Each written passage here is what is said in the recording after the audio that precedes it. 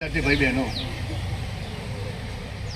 मित्रों खूब सरस बात करी देवेंद्र भाईए અને ખૂબ અઘરું કામ છે। આખી જિંદગી સંસ્કૃત વિષય ભણાયા બાદ પણ સંસ્કૃતમાં બે લીટી પણ ન બોલી શકનારા શિક્ષકો જોયા છે અને આજે દેવેન્દ્ર ભાઈએ 5 મિનિટથી પણ વધુ સંસ્કૃતમાં પોતાનું લેક્ચર આપ્યું। એ ખરેખર ખૂબ સુંદર વાત છે। તમે જે પણ સાંભળ્યું જે પણ ભણ્યા છો આમાંથી ખાલી બે વાક્ય કોઈ મને કહે છે કે સાહેબે શું કીધું, ખાલી બે વાક્ય, ભલે એમને તો 50-100 વાક્યો બોલ્યા પણ બે વાક્યનું ગુજરાતી ભાષાંતર કોઈ કહી શકશે કે આ બની અંદર ખાલી આ બે વાક્યોનો અર્થ આ હતો? ટૂંકા ટૂંકા વાક્યો પકડો ખાલી તો પણ કોણ કહેશે?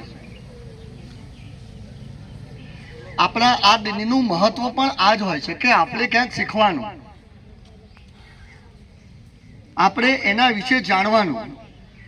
આ બધા દિવસોની ઉજવણી ખાલી કાગળ પૂરતું કે ખાલી યાદ કરવા પૂરતું નથી અને હકીકતમાં આ દિવસની ઉજવણી કેમ થઈ ને ક્યારથી થઈ એ પણ જાણવાનો વિચાર આવવો જોઈએ કે ગત વર્ષે તો નહોતું, એના આગલા વર્ષે નહોતું તો આજે કેમ આવ્યું ને કેમ આ સારું થયું ને 3 દિવસ કેમ આપ્યું? આવા મનમાં પ્રશ્નો હજારો થવા જોઈએ તો જ શિક્ષણ સાચું મેળવ્યું કહેવાય।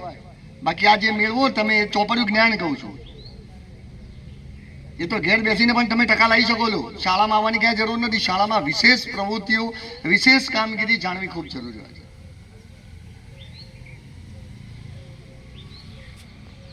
મારે આજે આવવાનું નહોતું પણ છતાં પણ આ વિશે મેં તો જાણી લીધું હતું। એવું નહોતું કંઈ આવવાનું હતું મારે બોલવાનું હતું એટલે મેં જાણી લીધું કે શાના માટે ઉજવણી।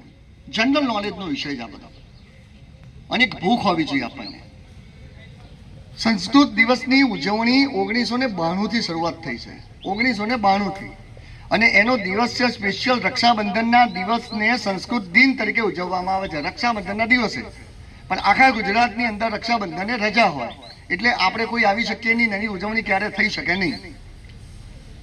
અને આપણું સંઘ જે છે, સાહેબે જે વાત કરી હમણાં સંસ્કૃતની અંદર, આપણું આ એક સંસ્કૃતિ છે અને સંસ્કૃતિનું કામ આખા ભારતની અંદર એક સંઘ કરી રહ્યું છે।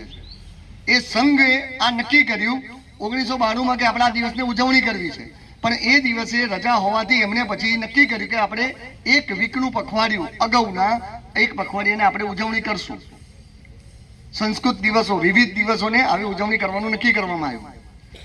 એ સમય જ્યારે નક્કી થયો, ઠરાવ થયો અને પછી સરકાર બદલાઈ ગઈ અને કોઈક કારણોસર પછી આ વાત દબાઈ ગઈ ચોપડાની નીચે, જે સરકારીમાં મોટે ભાગે થતું હોય છે।